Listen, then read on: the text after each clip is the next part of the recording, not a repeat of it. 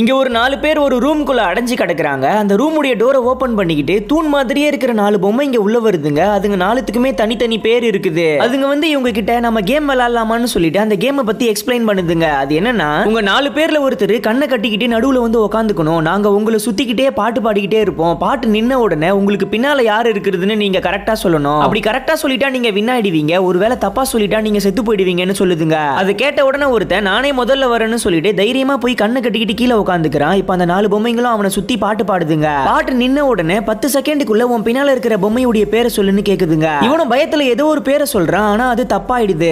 இப்ப அதுங்க அவனை என்ன பண்ண போதுங்கன்னு பார்த்தா, ஒரு பொம்மையுடைய கண்ணுல இருந்து ரெட் கலர்ல லேசர் பீம் மாதிரி வந்து அவனுடைய நெத்தியில பட்டு அவனுடைய மொத்த உடம்பையும் கண்ட்ரோல் பண்ணிடுதுங்க. பண்ணி முடிச்சதுக்கு அப்புறம் அவனையே அவனோட தலையை தரையில முட்டை வச்சு சாகடிச்சிருதுங்க. அதுக்கப்புறம் அடுத்து யாரு கேமுக்கு வரீங்கன்னு கூப்பிடுதுங்க. ஆனா யாருமே வர மாட்டாங்க. எல்லாருமே பயங்கரமா பயந்து போய் கிடக்குறாங்க. அதுக்கப்புறம் அந்த 4 பொம்மைகளும் ஒரு பொண்ணு கிட்ட போய் நீ இப்ப விளையாட வந்தே ஆகணும்னு சொல்லிட்டு அவளை கூட்டிட்டு வந்து கண்ணை கட்டி நடுவுல உட்கார வச்சு அவளை சுத்தி பாட்டு பாடுதுங்க. பாட்டு முடிஞ்சதுக்கு அப்புறம் அதே மாதிரி உன் பின்னால யார் இருக்கான்னு கேக்குதுங்க. இவ பயத்துல எதுவுமே சொல்லாம அமைதியாவே இருந்துடுறா. அதனால அந்த பொம்மைங்க என்ன பண்ணுதுன்னா, உன் டைம் முடிஞ்சு போச்சுன்னு சொல்லிட்டு அவளுடைய நெத்திலையும் ஒரு லேசரை போட்டு அவளை கட்டுப்படுத்தி அவளுடைய காலை பிடிச்சி ரெண்டா கிழிச்சு கொடூரமா சாகடிச்சிருதுங்க.